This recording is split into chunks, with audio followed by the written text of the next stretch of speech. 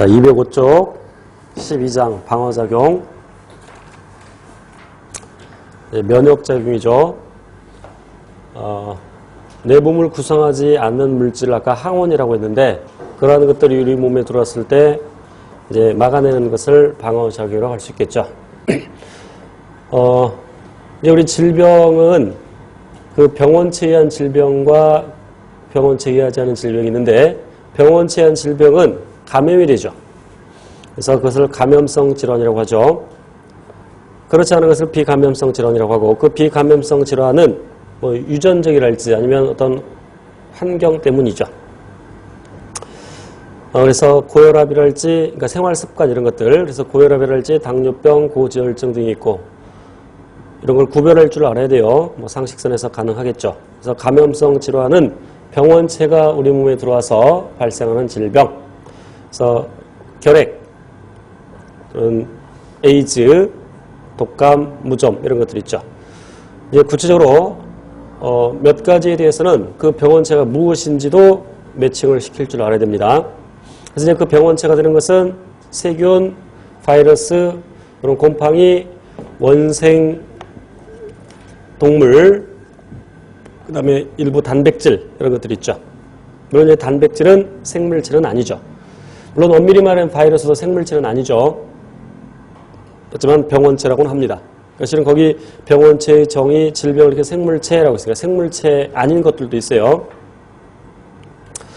우선 세균과 바이러스 나와 있는데, 여기 이제 앞에서 배웠었는데, 세포 공부할 때 원핵세포와 진핵세포로 나눌 때 여기 나누는 기준, 그래서 핵막의 유무, 핵 또는 핵막의 유무 이렇게 얘기할 수 있죠. 그래서 원핵세포의 대표적인 것이 세균이 있고, 그래서 세균을 원핵생물이라고 하죠. 이제 진핵세포의 대표적인 거 사람의 세포를 생각할 수 있고, 또한 그러니까 핵이 없다 이 말은 막성 소기관이 없다 이런 말이죠. 핵을 비롯해서 뭐 미토콘드리아랄지 소포체, 골지체 등등의 막성 소기관이 세균에는 없죠. 스스로 물질 대사를 합니다. 그러니까 리보솜은 갖고 있어야 되죠. 그래서 효소를 만들어내죠. 이 정도 기억을 해두시고, 그리고 이제 세균은 예외 없이 단세포 생물이죠. 세균도 생명체니까 유전물질로서 DNA를 갖고 있죠. 그리고 단세포 생물이니까 이분법으로 번식하고, 세포 분열이 곧 생식이죠. 3번 볼게요. 세균은 모양에 따라서 중요한 건 아닙니다만, 공 모양의 구균, 막대 모양의 간균, 나선형으로 되어 있는 나선균, 이런 식으로 나눌 수 있고, 이제 4번이 중요합니다.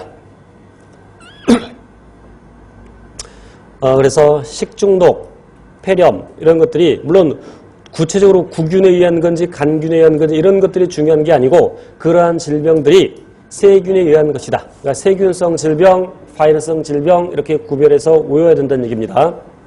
식중독, 폐렴, 그 다음에 결핵, 뭐 이질, 뭐 이런 것들. 그럼 세균을 죽일 때 항생제를 쓰죠. 특히 이제 항생제 중에서, 물론 항생제는 여러 가지 종류가 있는데, 그 작용 기작을 보면 먼저 이제 페니실린은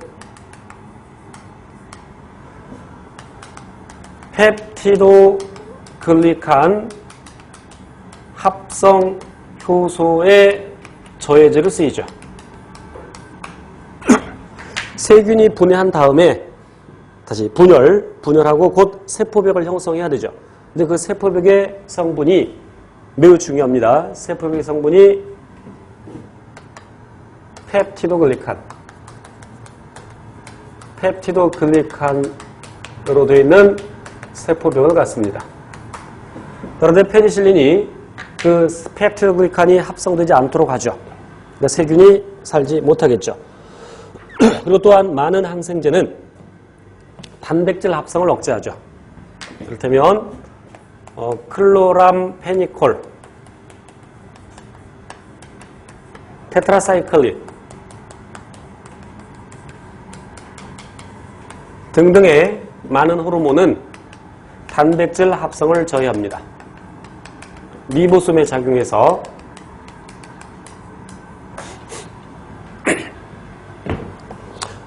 그런데 세균의 리보솜하고 사람의 리보솜이 다르죠. 리보솜은 두 소 단위로 구성되어 있는데 그래서 세균은 리보솜이 더 구체적으로 70S S는 침강 개수를 의미합니다. 그러니까 원심 분리로 돌렸을 때 가라앉는 정도. 근데 진핵세포는 80S. 그래서 70S에 작용해서 크게 얘기했을 때 그래서 단백질 합성을 저해한다. 그럼 그 항생제가 사람의 단백질 합성은 저해하겠어? 안 하겠어? 하지 않겠죠. 물론 이제 몇 가지 부작용을 갖고 있을 수 있죠. 중요한 것은 그 항생제 가지고서 바이러스 죽일 수 있어 없어? 바이러스는 죽이지 못하죠. 항바이러스제가 별도로 필요하죠. 자, 바이러스 볼게요. 바이러스는 우리 앞에서 배운 것처럼 생물과 무생물의 중간 단계라고 하는데 일반적으로 세균보다 크기가 훨씬 작죠. 그래서 세균의 경우에는 광학현미경으로 관찰이 가능하나 바이러스는 광학현미경으로 관찰이 불가능하죠. 그래서 전자현미경이 발명된 이후에 바이러스가 발견되었죠. 중요한 건 세포 구조가 아니다. 그래서 핵산과 단백질로 구성된다. 그래서 바이러스의 종류에 따라서 DNA를 유전물질로 갖는 것도 있고 RNA를 유전물질로 갖는 것도 있고 그런데 바이러스는 활물 기생하죠. 살아있는 세포 내에서만 생명현상이 일어납니다. 그 말은 스스로 물질 대사를 할 수 없다는 얘기죠. 왜? 세포 구조를 갖지 못하니까 그러니까 리보솜도 없고 그래서 단백질을 못 만든다. 그래서 숙주세포에 기생한다. 활물 기생한다.